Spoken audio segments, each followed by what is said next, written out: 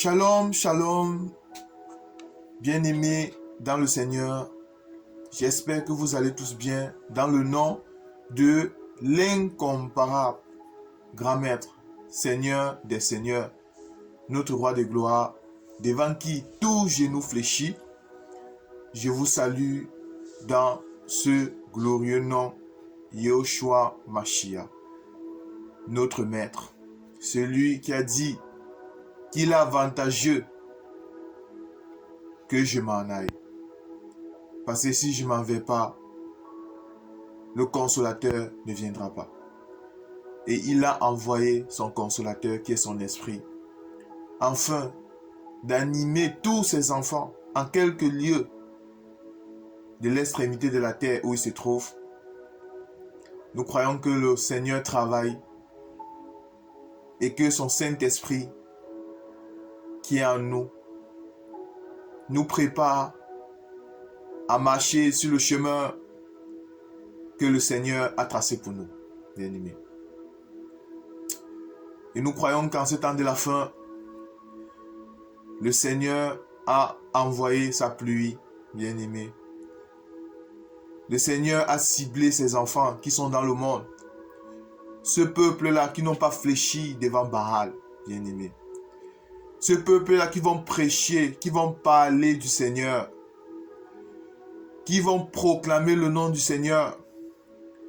Ce peuple-là qui ne désire autre chose, qui ne désire pas d'autre chose, si ce n'est annoncer et dire au monde le message fort des temps de la fin, que Yahushua Mashiach revient bientôt, bien-aimés. Ce peuple-là qui allons toujours, par la grâce du Seigneur, bien sûr, craindre le Seigneur, marcher selon sa volonté. Ce peuple-là qui ne cherche pas la gloire des hommes, mais ce peuple-là qui est soumis au véritable roi des rois, qui est notre Seigneur Jésus, Yahushua Mashiach, Christ Jésus. Soyez bénis, soyez fortifiés dans le nom puissant de notre Seigneur. Je suis votre frère Arthur. Alors aujourd'hui, notre enseignement doit, comme toujours, nous allons continuer avec l'enseignement, bien-aimé. Selon que le Seigneur nous a donné, la part que le Seigneur nous a donnée, bien-aimé dans le Seigneur. Notre enseignement aujourd'hui va porter sur le livre d'1 Corinthiens, à son chapitre 5, à partir du verset 7. Faites disparaître le vieux levain, afin que vous soyez une Pâque nouvelle, plus que vous êtes sans levain, car Christ notre Pâque a été immolé, bien-aimé. Bon, nous allons essayer, l'enseignement va porter sur cette portion d'écriture, sur le pain sans levain, la Pâque nouvelle. Car Christ notre Pâque a été immolé.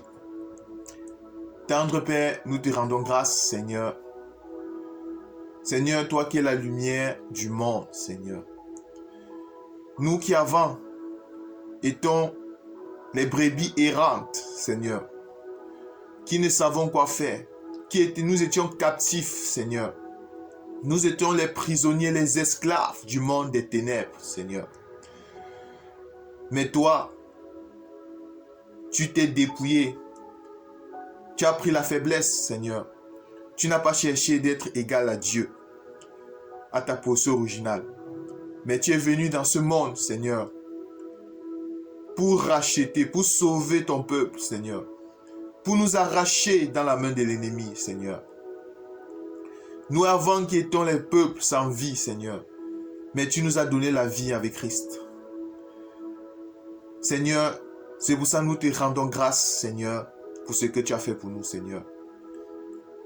Tu nous as rachetés par ton sang qui a coulé pour nous, ce sang précieux.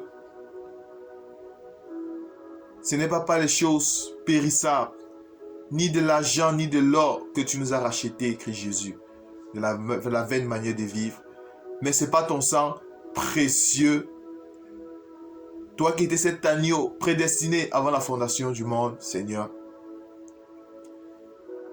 tu es venu, Seigneur, tu nous as arrachés dans les mains de l'ennemi, Seigneur.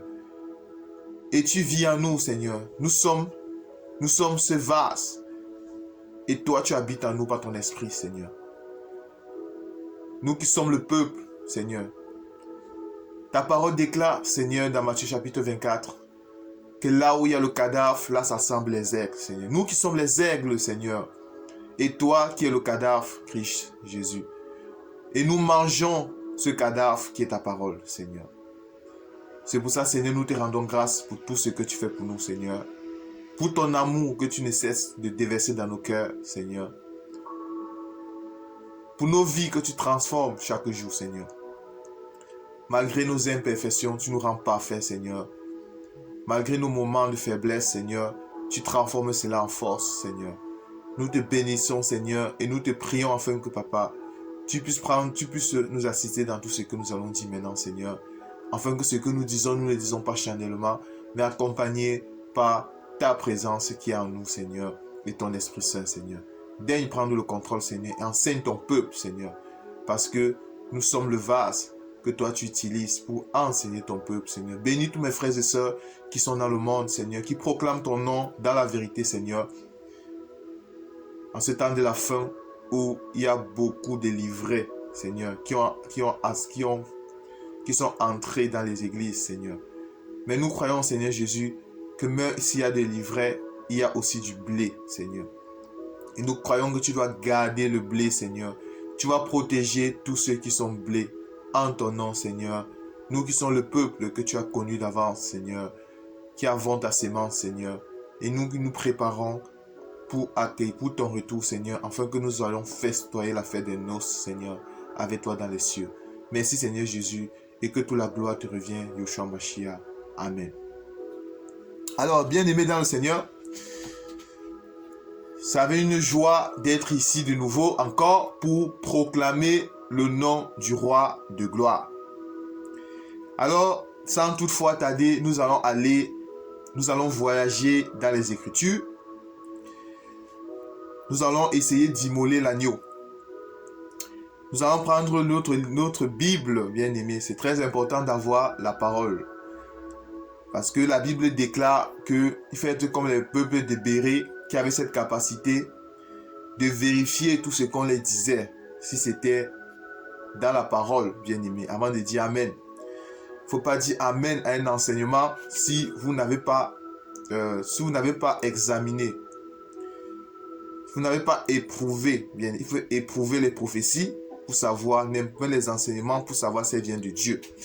Bon, il faut avoir vos Bibles, bien aimées, et demander le discernement au Seigneur. C'est très important, avant de dire Amen à un enseignement. Alors, sans toutefois tarder, nous allons aller dans les Écritures, 1 Corinthiens chapitre 5, à partir du verset 7. Faites disparaître le vieux levain, afin que vous soyez une pâte nouvelle, plus que vous êtes sans levain, car Christ notre Pâque a été immolé. Célébrons donc la fête, non avec du vieux levain, non avec du levain de malice et de méchanceté, mais avec le pain sans levain de la pureté et de la vérité, bien-aimés. Alors aujourd'hui, telle est la profondeur. Nous allons essayer de creuser cette écriture pour comprendre, pour en sortir un enseignement nous concernant. Déjà, c'est quoi le levain? Lorsque les Écritures nous disent « Faites disparaître le vieux levain », afin que vous soyez une pâte nouvelle. Nous comprenons que s'il y a une pâte, la pâte nouvelle, s'il y a une pâte nouvelle, ça veut dire qu'il y avait déjà une pâte ancienne. C'est quoi cette pâte ancienne? C'est quoi cette pâte nouvelle? Et lorsque les Écritures nous disent une pâte nouvelle, plus que vous êtes sans levain, ça veut dire que la pâte nouvelle est sans levain. Mais la pâte ancienne, ce qui faisait gonfler Parce que l'Écriture nous dit que un peu de levain fait gonfler la pâte. Un peu de levain fait gonfler la pâte. Ce qui veut dire que la pâte ancienne, la particularité de la pâte ancienne, c'était le levain. C'était une pâte à levain. C'était le levain qui avait le pouvoir sur la pâte ancienne. C'était le levain qui donnait la forme à la pâte ancienne. Mais étant une pâte nouvelle, la pâte nouvelle est sans levain. Est sans levain. C'est ça la pâte nouvelle. Bon, nous comprenons que la pâte ici, il s'agit de l'homme. Il s'agit du peuple de Dieu. C'est ça la pâte.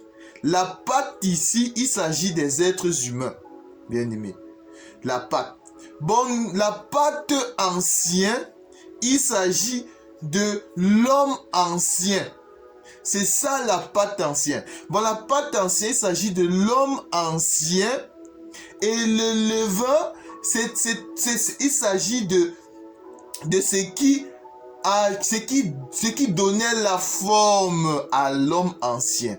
Bon, le levain, c'est ce qui avait le pouvoir d'agir sur l'homme ancien.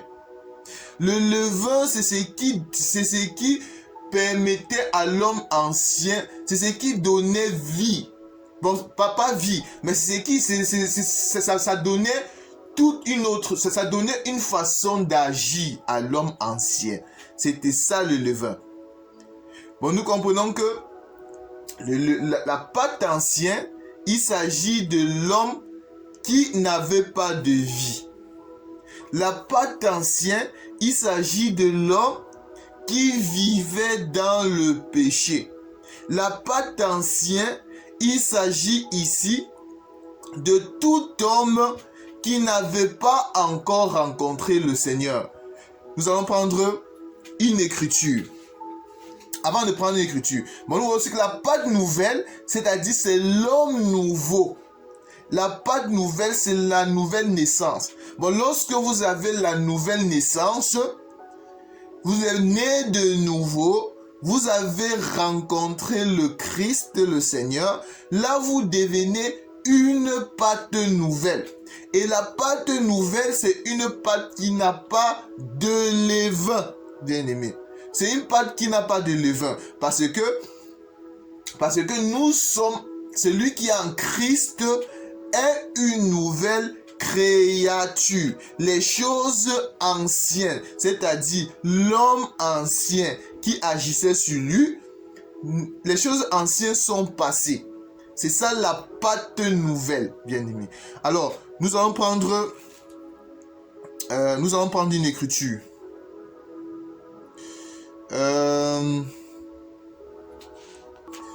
Alors, nous allons prendre une écriture dans Colossiens. Nous allons essayer de voir encore, nous allons donner une écriture pour montrer la pâte ancienne. Alors, Colossiens chapitre 3, à partir du verset 3. Commençons par Colossiens chapitre 3, premier verset. Si donc vous êtes ressuscités avec Christ, cherchez les choses d'en haut, où Christ est assis à la droite de Dieu. Affectionnez-vous aux choses d'en haut et non à celles qui sont sur la terre, car vous êtes morts et votre vie est cachée en Christ en Dieu. Quand Christ, votre vie, paraîtra, alors vous paraîtrez aussi avec lui dans la gloire. Faites donc mourir les membres qui sont sur la terre, c'est-à-dire l'homme ancien, c'est-à-dire la pâte ancienne, c'est-à-dire la pâte avec levain, bien aimé. Bon, nous allons comprendre que le levain, c'est le levain qui dirige la pâte ancienne. C'est le levain qui domine sur la pâte ancienne, c'est-à-dire le vieil homme, en d'autres termes. C'est ça aussi le levain. Parce que lorsqu'on parle de levain, ne le comprenez pas en français. Ne voyez pas levain comme levu. Non. Ça sont les langages de la parole de Dieu. Bon, ici, nous voyons que le levain, c'est-à-dire, c'était cet homme, c'est ce qui dominait sur l'homme ancien. Faites donc mourir les membres qui sont sur la terre. C'est-à-dire l'homme ancien, la pâte ancienne. Vous voyez, c'est ça la pâte ancienne, c'est-à-dire le pain avec levain. Sur la terre, l'impudicité, l'impureté, les passions, les mauvais désirs, la cupidité, qui est une idolâtrie. C'est à cause de ces choses que la colère de Dieu vient sur les fils de la rébellion. 7. Parmi lesquels vous marchez autrefois. Vous voyez, la Bible nous dit autrefois. Ça veut dire que maintenant, on ne marche plus comme ça. Bon, c'est-à-dire, ici là, autrefois, c'est-à-dire la pâte ancienne. Maintenant, nous sommes les pâtes nouvelles. Bon, autrefois, on marchait, autrefois, nous étions les pâtes anciennes. C'est-à-dire, on était les pains avec levain. Les pâtes avec levain. C'est ça. Mais maintenant, lesquels vous marchez autrefois, lorsque vous vivez dans ces péchés. Ouais. Bon, lorsqu'on vivait dans ces péchés, c'est-à-dire, c'est quand le levain dominait sur nous. C'est quand on était les pâtes anciens avec du levain, alors on pratique, ces péchés étaient notre vie quotidienne. Lorsqu'on était les pâtes anciens, lorsqu'on était encore païens, en d'autres termes. Mais maintenant, j'aime ça. Maintenant, c'est-à-dire nous sommes plus les pâtes anciens, nous sommes les pâtes nouvelles, les pâtes, le pain sans levain. C'est-à-dire le levain n'a plus de pouvoir sur nous. Maintenant, ce qui dirige notre vie, ce n'est plus le levain, ce n'est plus l'homme ancien, ce n'est plus le vieil homme, c'est nature adamique. Maintenant, ce qui dirige notre vie maintenant, c'est un autre être que nous allons parler maintenant. Mais maintenant, renoncez à toutes ces choses, à la colère, à l'aminosité, à la méchanceté, à la calomnie, aux paroles déshonnêtes qui pourra sortir de votre bouche. Ne mentez pas les uns des autres, vous étant dépouillés du vieil homme. Vous voyez? Vous étant dépouillés du levain. Vous êtes maintenant les pains sans levain. Nous sommes dépouillés du vieil homme. Nous sommes les pains sans levain. Parce que le vieil homme, c'est nature adamique. La pâte ancienne a été tuée, a été dépouillée, a été désarmée. Alors, et de ses œuvres, ayant revêtu, verset 10, ayant revêtu l'homme nouveau. J'aime les Écritures. Ayant revêtu l'homme nouveau, c'est-à-dire, on est devenus les pâtes nouvelles. Nous sommes devenus les pâtes nouvelles, l'homme nouveau, qui se renouvelle dans la connaissance selon l'image de celui qui l'a créé. Bon, nous voyons que l'homme nouveau ici, c'est-à-dire Christ. Célébrer la fête, car Christ, notre Pâque, a été immolé. Bon, pour que nous qui étions des pains, des pâtes anciens, des pâtes avec levain, pour que nous quittions de ce statut au nouveau statut qui est la pâte nouvelle et des pains sans levain, il fallait que Christ soit immolé. Il fallait que Christ soit immolé. Bien-aimé. Nous allons prendre une écriture dans Lévitique. Nous allons prendre Lévitique 2. Je vais chercher cette écriture. Alors, Lévitique 2, 11. Lévitique chapitre 2, verset 11. Aucune des offrandes que vous présenterez à l'Éternel ne sera faite avec du levain, car vous ne brûlerez rien qui contienne du levain ou du miel parmi les offrandes consumées par le feu devant l'Éternel. Bon, nous comprenons ici, lorsque l'Écriture nous dit, dans Lévitique chapitre 3, verset 11, que aucune des offrandes que vous présentez à l'Éternel ne sera faite avec du levain, car vous ne brûlerez rien qui contient du levain. Aucune offrande, parmi les offrandes que vous allez consumer au feu devant l'Éternel. Bon, nous comprenons que cette écriture, l'offrande qui a été consumée au feu et qui ne devait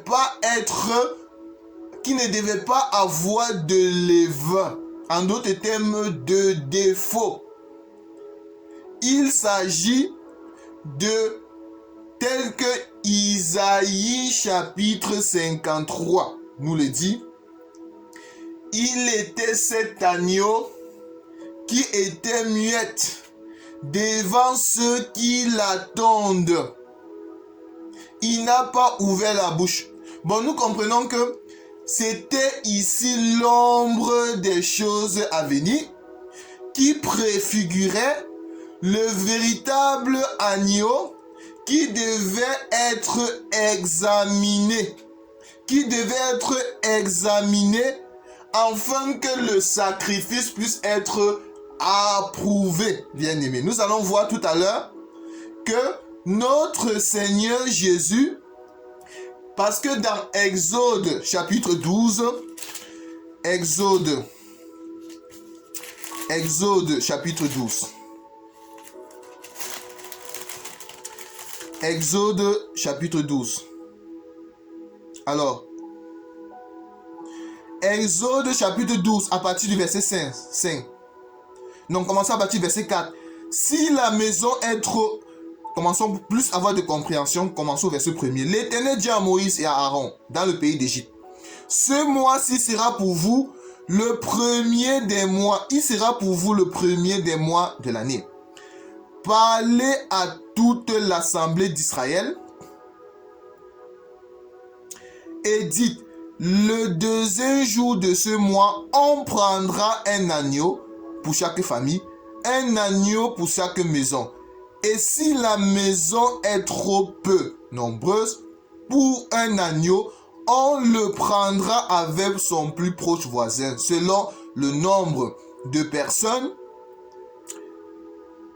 Vous compterez pour cet agneau d'après ce que chacun peut manger.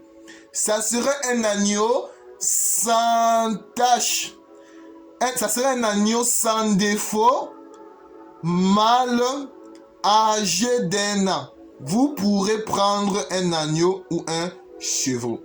Bon, nous comprenons que c'est l'agneau qui devait passer par le feu. L'agneau qui devait être sans levain, ici c'est-à-dire sans tache, sans défaut. Il s'agit de notre Seigneur Jésus.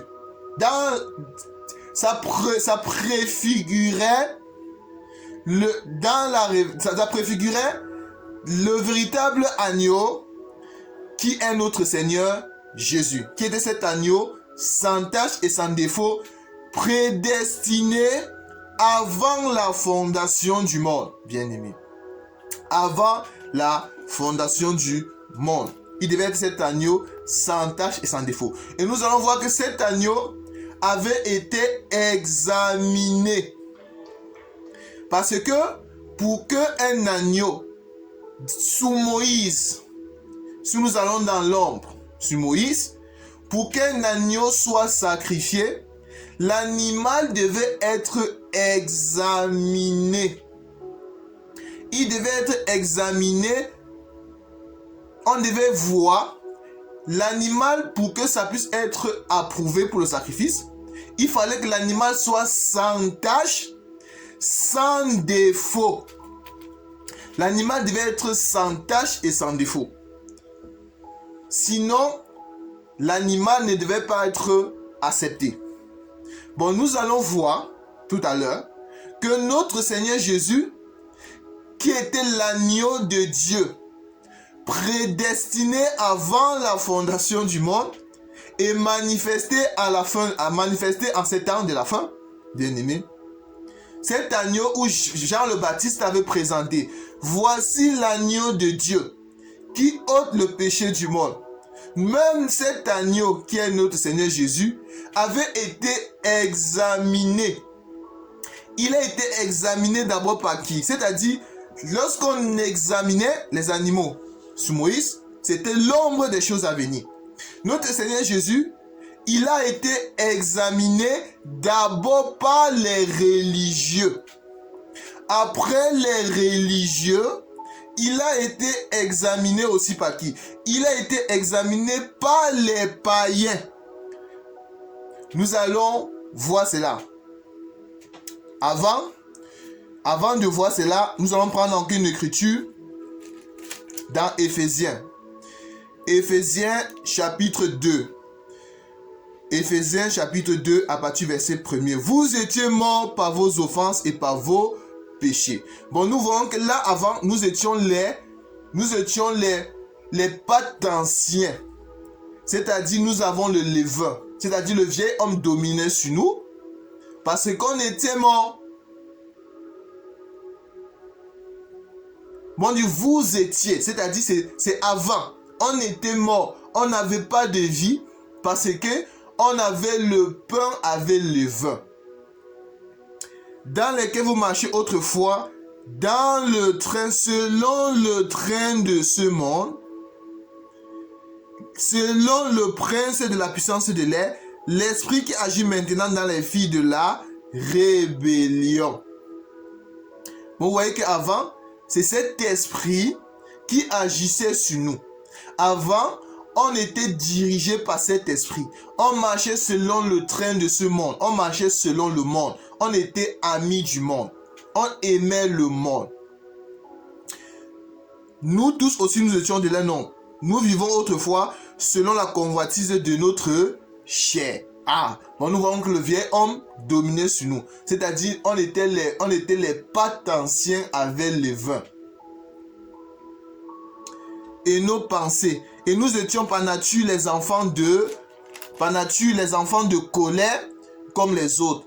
Mais Dieu qui est riche en miséricorde à cause de grand amour dont il nous a aimés, nous qui étions morts par nos offenses, nous a rendu la vie avec Christ.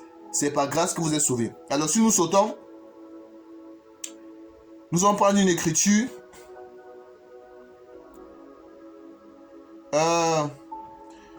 Verset 16, Éphésiens chapitre 2, verset 16.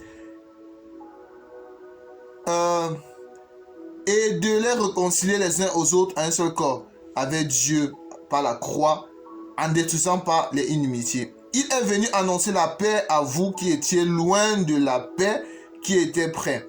Car par lui nous avons les uns des autres auprès du Père un même esprit. Ainsi donc vous n'êtes plus des étrangers ni des gens de dehors, mais vous êtes concitoyens des saints, des gens de la maison de Dieu. Bon, nous voyons, nous sommes maintenant les pains sans levain. Nous sommes les pains sans levain. Alors, et nous allons aussi voir, bon, nous avons dit que le pain, les pâtes anciens, c'est notre ancienne vie.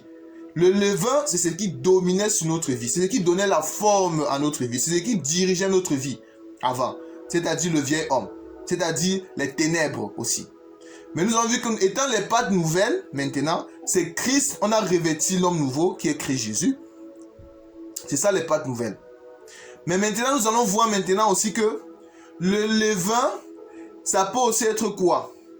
Le levain, ça peut aussi être les mauvais enseignements. Le levain, ça peut aussi être les mauvais enseignements. Lorsque vous suivez, la parole de Dieu nous dit que si quelqu'un vient vous prêcher un autre évangile que celui que nous avons prêché, qui soit anathème.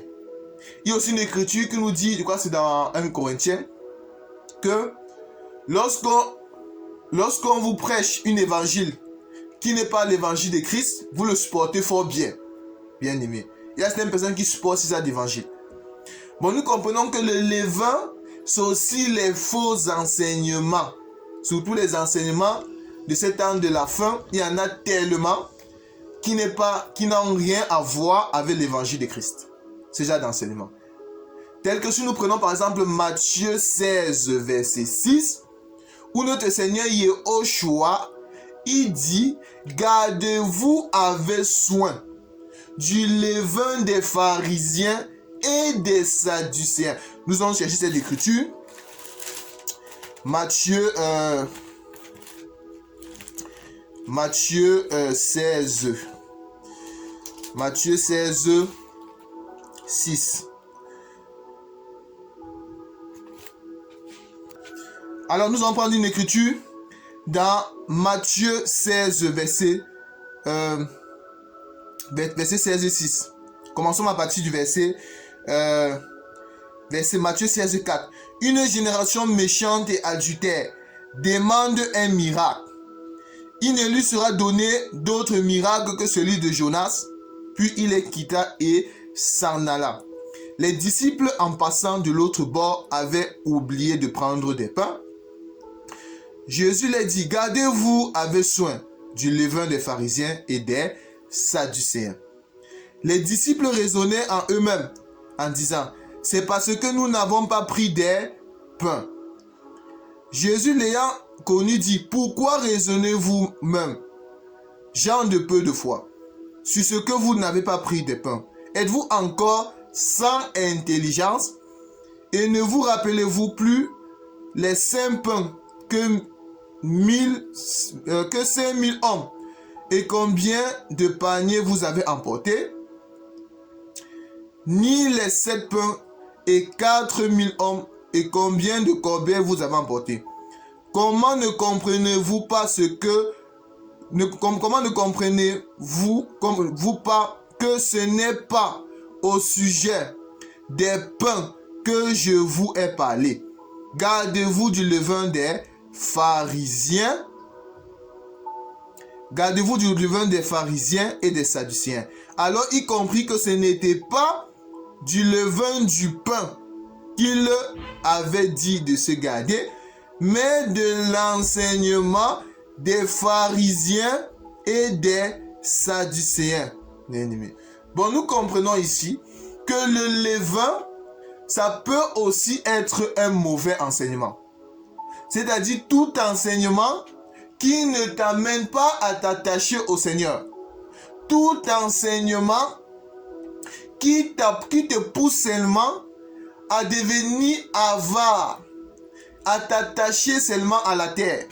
Tout enseignement qui te pousse seulement à aimer le matériel, à être matérialiste, à être avare, à être cupide, bien-aimé. Tout enseignement de prospérité seulement, qui te dit seulement, viens à Jésus, tu auras ceci. Tout enseignement qui te pousse seulement à suivre Jésus seulement pour les choses de la terre. Ouais, lorsqu'on tord les Écritures, il y a certaines personnes, quand ils prennent les Écritures, ils tordent le sens de l'Écriture. Bon, ils prennent les Écritures en fonction de leurs besoins. Ça, c'est l'enseignement. En ce temps de la fin, nous avons ce qu'on appelle les pharisiens et les sadducéens modernes, bien-aimés. Et le Seigneur Dieu dit, gardez-vous du levain des pharisiens, bien-aimés. En ce temps de la fin, il y a beaucoup de levain des pharisiens. Au point que si vous n'y prenez point garde, vous allez être séduits. Vous allez être séduits par les mauvais enseignements, bien-aimés. Si vous ne faites pas attention. C'est pour ça que les Écritures nous disent, examinez, ne méprisez pas les prophéties, mais il faut éprouver pour savoir si elles viennent de Dieu. Bon, tout enfant de Dieu, en ce temps de la fin, doit avoir cette capacité de doivent être d'abord les lecteurs de la Bible, de la parole de Dieu. Parce que si vous n'avez pas la connaissance, si vous ne lisez pas vos Bibles, vous allez être séduit, vous allez être victime du levain des pharisiens. Vous allez être victime des mauvais enseignements. C'est pour ça dans Marc 8, verset 15 aussi, toujours notre Seigneur Yahushua, il a toujours fait la même recommandation en disant, gardez-vous avec soin du levain des pharisiens et du levain d'Hérode, bien-aimés.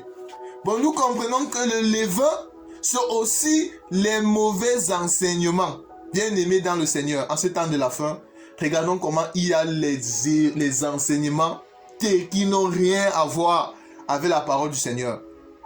En ce temps de la fin. Il suffit seulement que vous allez sur YouTube. Vous allez voir les pharisiens. Il y a beaucoup. Nous ne disons pas que c'est tous. Non. Parce que nous croyons qu'il y a aussi les bons serviteurs de Dieu qui œuvrent, que le Seigneur a appelé pour œuvrer pour travailler, bien aimé. Pour amener, pour perdre son troupeau, bien aimé. Mais il y a beaucoup de pharisiens modernes. Beaucoup de gens qui se disent serviteurs de Dieu, mais ils ne sont pas avec Dieu. Ils ne marchent pas avec Dieu, bien-aimés. Ils sont allés prendre d'autres onction qui n'est pas l'onction du Seigneur. Tout ça, le Seigneur Dieu dit, éprouvez les esprits. Si vous n'avez pas cette capacité à éprouver les esprits, vous allez être séduit par le levain des pharisiens. Par les levains des pharisiens. Combien de personnes à ce temps de la fin ne sont pas séduites? Notre Seigneur Jésus-Christ avait dit dans Matthieu chapitre 24, les moments arrivent et elles sont déjà là où il y aura des faux prophètes. Beaucoup de gens vont venir sous mon nom, disant que c'est moi qui suis le Christ. Et le Seigneur Jésus avait mis en garde face à cela. Il a mis en garde face à cela. Les enseignements qui n'ont rien à voir avec la parole. Les enseignements qui n'ont rien à voir avec les Écritures. Les enseignements qui n'amènent pas à Yahushua Mashiach. Les enseignements au contraire qui te poussent seulement à t'attacher aux choses de la terre. Les enseignements erronés. Les enseignements qu'on a dilués, bien-aimés. Bien-aimés dans le Seigneur, le moment arrive et est déjà là où chacun doit être capable de méditer la parole. Si vous ne méditez pas la parole, si vous êtes seulement le genre de personnes ou d'individus ou même personnes qui se disent chrétiens, mais qui ne lisez jamais la parole, mais qui vous buvez seulement tout ce qu'on vous dit, vous allez être victime du levain des pharisiens. Vous allez être victime du levain des sadducéens, du levain d'Hérode. Il y a les Hérodes modernes en ce temps de la fin. Il y a les pharisiens modernes en ce temps de la fin. Bien-aimés. Bon, bien-aimés dans le Seigneur, faisons attention. Le Seigneur a insisté là-dessus, que ça soit dans Matthieu 16, à partir du verset 6, où il a dit, gardez-vous du levain des pharisiens et des sadducéens. Également dans Marc 8, à partir du verset 15, le Seigneur a également fait cette recommandation en disant, gardez-vous avec soin du levain des pharisiens et d'Hérode, bien-aimés. C'est pas pour rien que le Seigneur a beaucoup insisté là-dessus, parce qu'il savait que dans les derniers jours que nous sommes, il devait avoir beaucoup de gens devaient se faire être séduits, bien-aimés. Ceux qui ne méditent pas la parole du Seigneur, ceux qui veulent que leur pasteur, leur prophète font tout pour eux, bien-aimés. Mais le moment arrivé est déjà là où toute personne qui sont enfants de Dieu doivent être capables de lire les Bibles, doivent être capables de s'asseoir, méditer et demander au Seigneur que le Seigneur les éclaire, bien-aimés. Et nous croyons que comme ça, nous allons échapper au levain des pharisiens et des sadducéens. Alors, bien-aimés dans le Seigneur, nous allons continuer l'enseignement.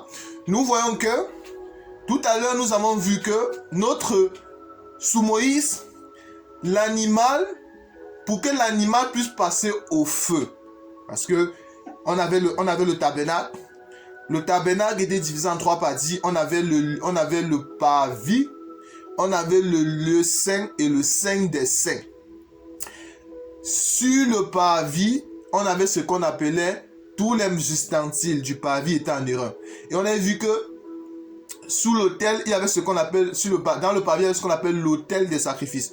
Bon, l'animal qui devait être sacrifié devait être examiné, sans tache, sans défaut. Et nous voyons que cet animal, comme nous avons dit précédemment, ça préfigurait le véritable animal, le véritable agneau qui devait passer à l'abattoir, qui devait être sacrifié, c'est-à-dire notre Seigneur Jésus. Bon, nous voyons que notre Seigneur Jésus, qui est l'agneau de Dieu, qui ôte le péché du monde, qui est notre Pâque, qui a été immolé pour que nous puissions avoir la vie, pour que nous puissions quitter de la pâte ancienne avec du levain à la pâte nouvelle sans levain, bien aimé. Il a été examiné. D'abord par qui? D'abord par les religieux. Alors nous allons trouver une écriture. Nous allons prendre une écriture. Alors, parce que sous Moïse, lors de la Pâque, l'animal devait être examiné. L'animal qui devait être sacrifié, il devait être examiné. Alors, nous allons prendre Matthieu chapitre 26, verset 1er. Lorsque Jésus a achevé tous ses discours, il dit à ses disciples, « Vous savez que la Pâque a lieu dans 2 jours et que le Fils de l'homme sera livré pour être crucifié. » Alors, les principaux sacrificateurs, les anciens des peuples se réunissent dans la cour du souverain sacrificateur appelé Caïphe. Parce qu'en ce moment, Caïphe, c'était le souverain sacrificateur. Et il délibérait sur les moyens d'arrêter Jésus par ruse et de le faire mourir. Bien aimé. Alors, nous allons prendre une écriture encore. Matthieu 27, à partir du verset 52. Alors Jésus lui dit, remets ton épée à sa place, car tous ceux qui prendront l'épée périront par l'épée. Penses-tu que je ne puisse pas évoquer mon Père qui me donne à l'instant plus de 12 légions d'anges? Comment donc accomplirai-je les Écritures d'après lesquelles il doit être ainsi? Parce que notre Seigneur, dès la fondation du monde, c'était cet agneau qui devait, il a été immolé. Bon, c'est-à-dire, il a fallu qu'il entre dans le temple pour que ça soit manifeste. Bon, ça devait être ainsi. En ce moment, Jésus dit à la foule, vous êtes venus comme après des brigands, avec des épées et des bâtons, pour vous emparer de moi. J'étais tous les jours assis parmi vous enseignant dans le temple, et vous ne m'avez pas saisi. Mais tout cela est arrivé afin que les écritures des prophètes soient accomplies. Alors tous les disciples l'abandonnèrent et prirent la fuite. Ceux qui avaient saisi l'amenaient chez le souverain sacrificateur Caïphe, où les scribes et les anciens étaient assemblés. Alors si nous prenons en écriture 59, on va sauter. Les principaux sacrificateurs et tous les sanhédrins cherchaient quelques faux témoins contre Jésus suffisants pour le faire mourir. Parce que lorsqu'on parle du sanhédrin, le sanhédrin, en cette époque, c'était la haute cour des Juifs. C'était ça le sanhédrin. Maintenant, lorsqu'on a mené notre Seigneur devant Caïphe, parce qu'ici là, il s'agit des religieux, des Juifs, c'est-à-dire ceux qui se disent connaître la Torah, ceux qui se disent connaître Dieu. Ils ont d'abord examiné l'agneau. L'agneau devait d'abord être examiné par ceux-là qui connaissent la Torah, par les Juifs, par les principaux sacrificateurs, parmi lesquels il y avait Caïphe et sa cour, tout ça. Les principaux sacrificateurs et tous les sanhédrins cherchaient quelques faux témoins contre Jésus suffisant pour le faire mourir, parce qu'ils avaient fouillé dans la vie de l'agneau. La parole de Dieu nous dit, notre Seigneur a été tenté en toutes choses, mais il n'a jamais péché. C'est l'agneau, notre Seigneur Jésus dit, qui peut me convaincre de péché? Qui peut me convaincre de péché? Bon, c'était cet agneau qui n'avait jamais péché, mais il fallait qu'il soit examiné. Mais quand les principaux sacrificateurs, ils ont fouillé dans la vie de notre Seigneur, ils n'ont rien vu. Et quand ils n'ont rien vu, la parole de Dieu nous dit, ils ont appelé les faux témoins. Les faux témoins. Si nous venons, les principaux sacrificateurs et tous les Sanhédrins cherchaient quelques faux témoignages contre Jésus suffisants pour le faire mourir. Mais ils n'en trouvaient point.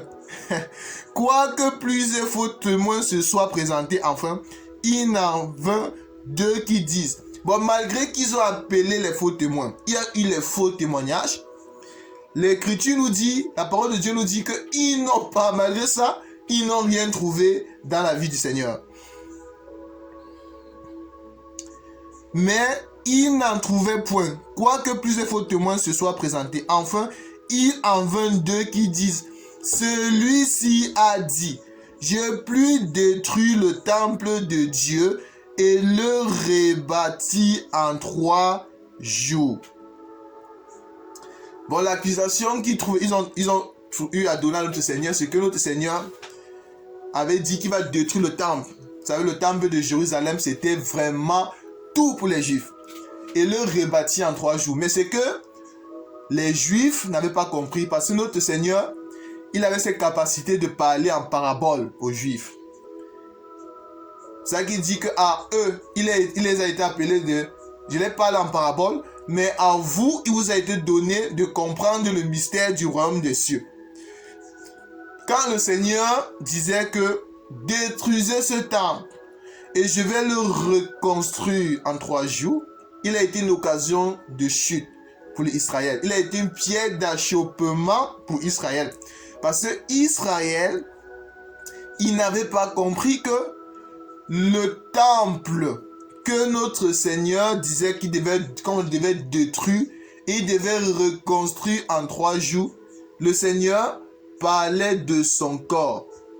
Le Seigneur parlait de son corps, bien-aimé. C'est pour ça aujourd'hui, nous sommes le temple de Dieu. Dieu habite en nous, bien-aimé.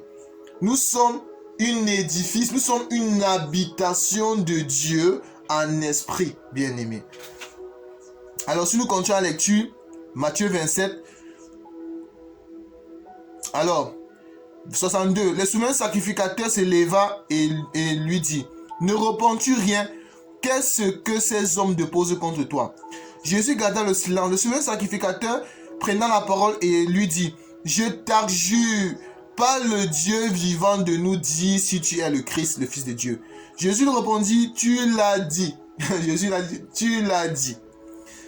De plus, je vous le déclare, vous verrez désormais le Fils de l'homme assis à la droite de la puissance de Dieu et venant sur les nuées du ciel. Alors le souverain sacrificateur déchira ses vêtements, disant, il a blasphémé, qu'avons-nous encore besoin de témoins? Voici, vous venez d'entendre son blasphème, que vous en savez. Il répondit, il mérite la mort. Bien-aimé, ici, Caïphe était en train de dire que nous avons là, Caïphe ici, dans la révélation, représente la loi de Moïse. Ici, la loi était en train de dire, la loi de Dieu, dans Moïse disait, un animal pour être offert en sacrifice devait être examiné. Caïphe ici, qui représente Moïse, c'est-à-dire le sacerdoce mosaïque, ici, il était en train de dire que non, il mérite la mort. Donc, le sacrifice est approuvé. Il peut être sacrifié. Il mérite la mort. Il y a une écriture dans Lévitique, chapitre, Lévitique chapitre 21, 10. Lévitique chapitre 21, alors 10.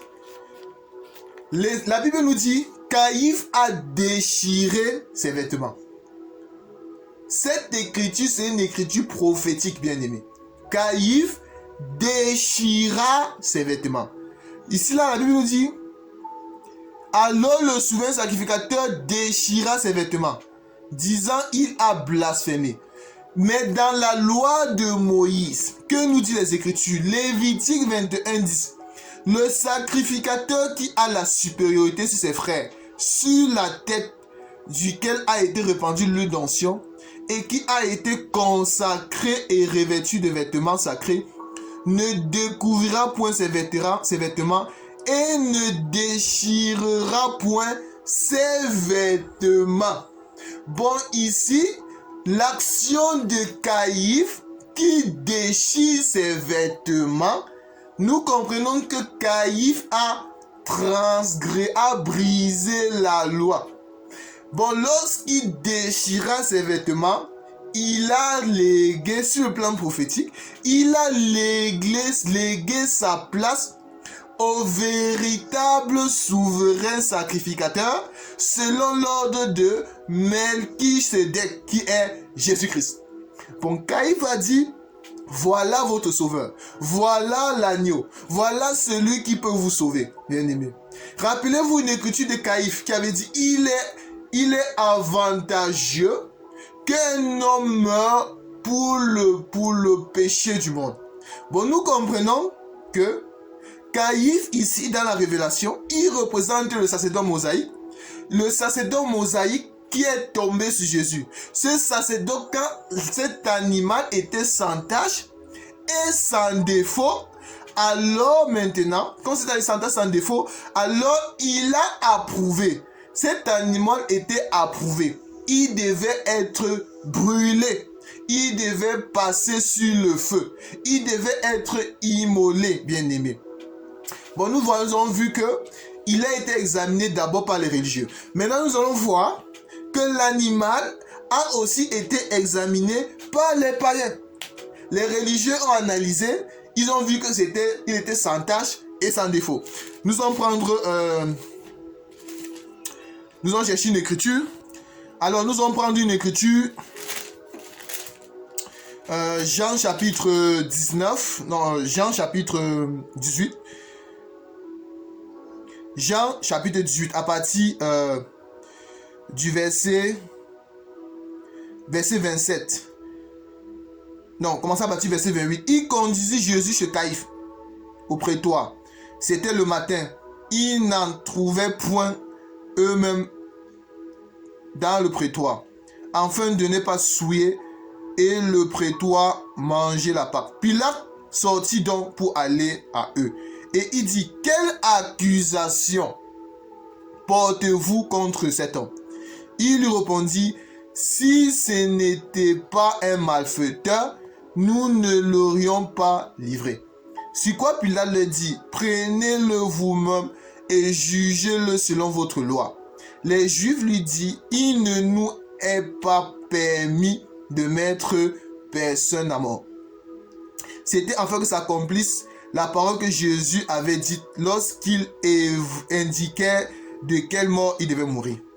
Pilate rentra dans le prétoire, appela Jésus et dit, es-tu le roi des Juifs? Jésus répondit, est-ce de toi-même que tu dis cela ou d'autres te l'ont dit de moi? Pilate répondit, moi je suis juif. Ta nation et les principaux sacrificateurs t'ont livré à moi, qu'as-tu fait? Mon royaume n'est pas de ce monde, répondit Jésus. Si mon royaume était de ce monde, mes serviteurs auraient combattu pour moi, afin que je ne sois pas livré aux Juifs, mais maintenant mon royaume n'est point d'ici-bas. Puis là lui dit, tu es donc roi. Jésus répondit, tu le dis, je suis roi. Notre maître n'a pas nié. Alors, je suis né et je suis venu dans le monde pour rendre témoignage à la vérité. Quoique quiconque est de la vérité, écoute ma voix. Puis là lui dit, qu'est-ce que la vérité? Après avoir dit cela, il sortit de nouveau pour aller vers les Juifs et il leur dit, je ne trouve aucun crime en lui. Même Pilate a examiné l'agneau. Il n'a pas trouvé de crime, bien aimé. Au point que même la femme de Pilate a été tourmenté en songe, où le songe dit à la femme de Pilate que cet homme est innocent. Mais comme c'est permis, en lui, mais 39, mais comme c'est parmi vous une coutume que je vous relâche quelqu'un à la fête de Pâques, voulez-vous que je vous relâche le roi des Juifs? Alors de nouveau s'écriait, non pas lui, mais Barnabas. Or Barnabas était un brigand. Les soldats tressaient une couronne d'épines qu'ils posaient sur sa tête et ils le revêtit d'un manteau de peau. Bon, dans la révélation, nous comprenons ici là, ou même sur le plan prophétique, j'ai pour faire encore, lorsque les soldats qui ont mis la couronne d'épines sur la tête de notre roi de gloire, Christ Jésus, nous comprenons qu'ils étaient en train de prophétiser. C'était la prophétie qui montrait que le véritable roi, c'est notre Seigneur Jésus. Pilate sortit de nouveau et dit aux Juifs, voici je vous l'amène dehors, afin que vous sachiez que je ne trouve en lui aucun crime. Jésus sortit donc, portant la couronne d'épines et de manteau de pourpre, et Pilate dit, voici l'homme. Bien aimé, lorsque on lit les Écritures, ne lisons pas les Écritures seulement rapidement. Ne lisons pas les Écritures seulement charnellement. Voici l'homme, bien aimé. Le voici l'homme de Pilate. Et dans Caïphe a dit tout à l'heure qu'il mérite la mort. Et ici, Pilate nous dit voici l'homme. C'est-à-dire, voici l'homme. Vous, Israël. Vous, les nations. Vous, les peuples. Voici l'agneau. Voici l'agneau.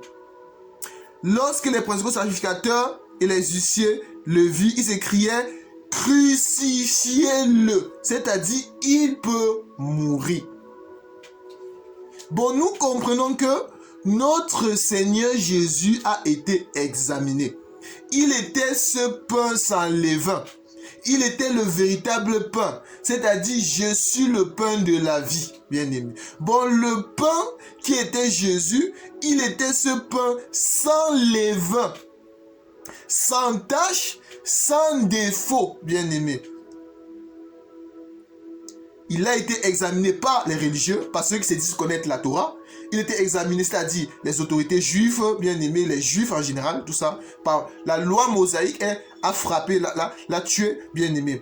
Caïphe ici représentait tout un sacerdoce mosaïque, bien aimé. Et également, par les païens, tels que Pilate, bien aimé, tout ça. Il a ici examiné l'agneau. Il a vu que l'agneau était sans défaut et sans tache, bien aimé. Même au point que Pilate, même Hérode a examiné Jésus. La Bible nous dit que Pilate et Hérode ne s'attendaient pas. Mais à cause de Jésus, ils se sont entendus ce jour. Ils ont examiné et ils n'ont rien trouvé. Que le nom de notre roi de gloire soit béni. Bon, bien aimé dans le Seigneur, pour exhortation, nous croyons que nous, enfants de Dieu, nous devons être les pâtes nouvelles. Les pâtes nouvelles, pourquoi? C'est-à-dire avoir la nature de Christ en nous. Ça, les Écritures disent dans Galates chapitre 2, 20, que j'ai été crucifié avec Christ. Et si je vis, ce n'est plus moi qui vis, c'est Christ qui vit en nous. Bon, un enfant de Dieu doit avoir la marche dans le Seigneur. Avoir l'homme nouveau. Être l'homme nouveau. C'est-à-dire avoir revêtu de l'homme nouveau. C'est-à-dire de Christ.